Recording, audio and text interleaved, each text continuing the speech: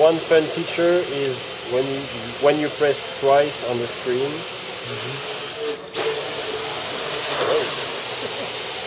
Makes the flip. Right, it's a fun feature, acrobatics.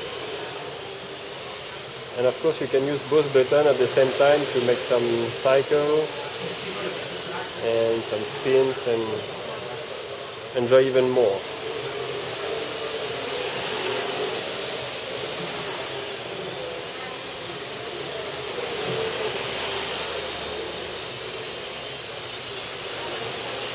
And to land, that's really easy. You just press this button here, and the AR drone lands automatically.